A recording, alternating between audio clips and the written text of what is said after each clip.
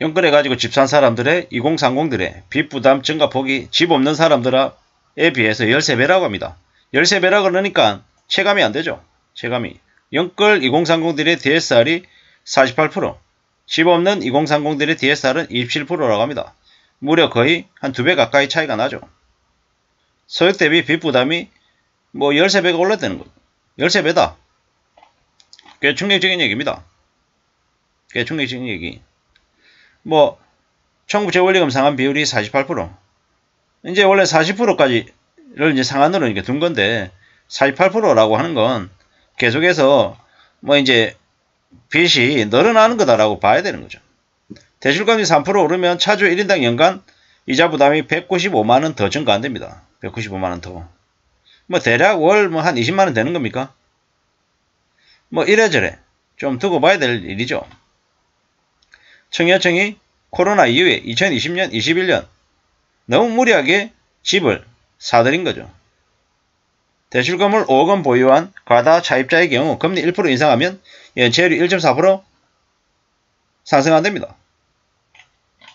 뭐 충격이죠, 충격. 뭐 자세히 들여다보지 않더라도 결국에는 감당 못할 빚 때문에 미친다라는 거죠. 2030이 돈을 받아서 살 수 있는 가격이 아니었는데 뭐 어떻게 저렇게 된 거죠.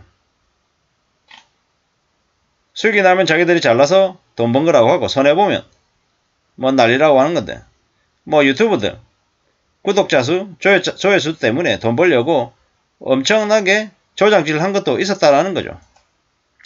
뭐 빚이 얼마나 무서운지를 이제 시간이 지나면 지날수록 사람들이 이제 점점 더 이제 알아가는 거죠. 감당이 안 되는 거죠. 뭐 어쩌려고 저렇게 무리하게 빚을 진 걸까요? 누가 집을 사라고 했을까요? 이제는 집 있는 연끌족들을 걱정해야 되나? 뭐 저런 사람들이 결정을 한 건 어차피 자기들의 선택 아니었나? 무리하게 뭐 빚을 낸 그들 걱정할 이유가 뭐 있냐? 뭐 이런 얘기들을 되게 많이 하죠. 뭐 그러다 보니까는 어떻게 됩니까?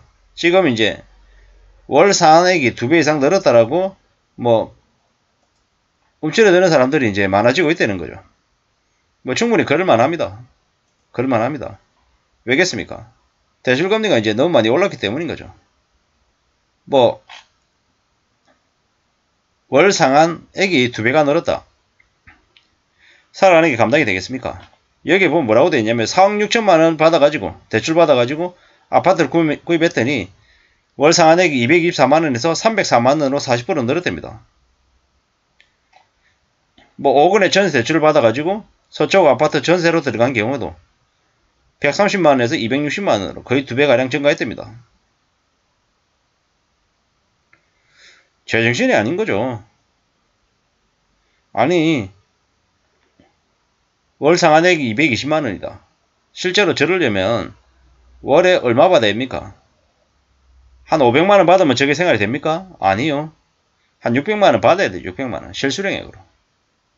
실수령액으로 600만원 받으려면 뭐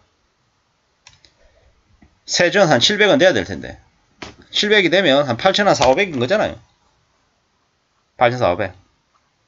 근데 그렇게 받는 사람 몇이나 되냐고요. 뭐 맞벌이 하겠죠. 맞벌이.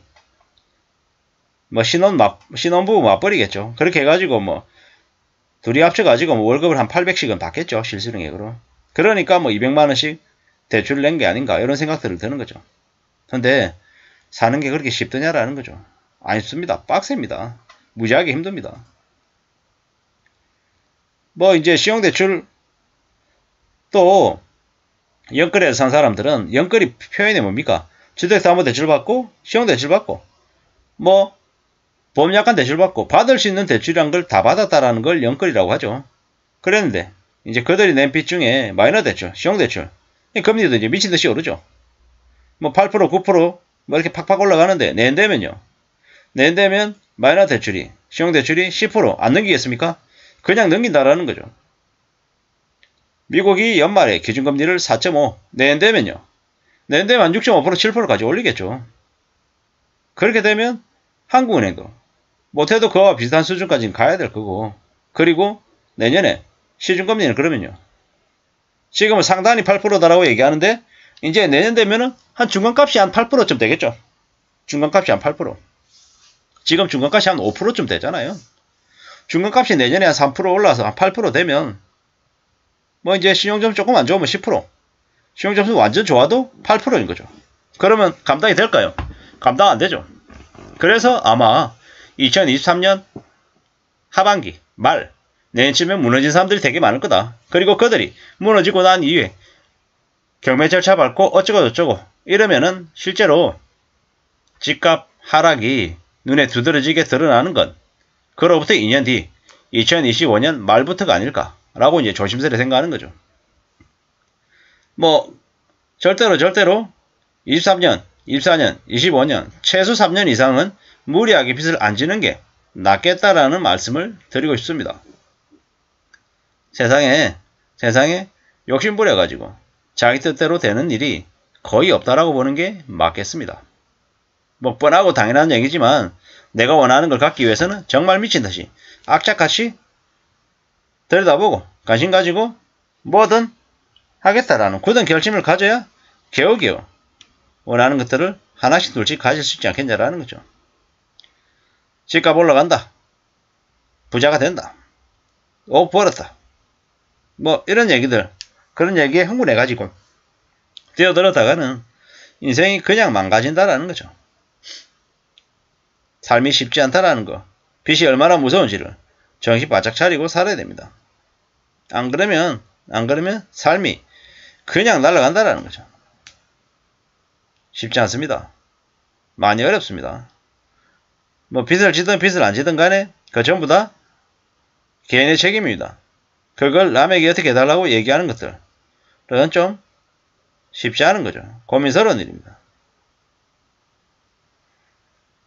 뭐 정신 바짝 차리고 살아야 되죠.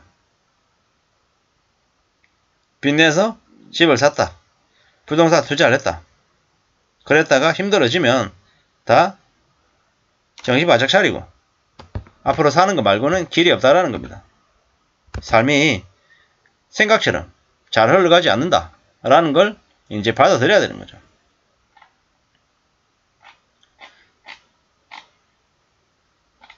연결족들의 비명, 본인들 판단으로 투자한 거다라는 거죠. 연결을 했다라는 것 자체가 리스크를 감당하겠다라는 뜻이었다. 근데 이제 손해보니까 살려달라고 얘기하는 건 좀 어이없는 얘기다. 이런 얘기들을 많이 하죠. 연결족들에게는 세금 1원도 지원하지 말라고 말하고 있습니다. 월 상한액이 2배가 됐다. 연결족들의 비명이 커진다고 하는데 이게 올해로 끝나는 게 아니고 내년 되면 월 상한액 부담이 또 지금으로부터 또 내년에 또 2배가 될 수 있다는 것도 명심해야 될 것 같습니다. 이상입니다.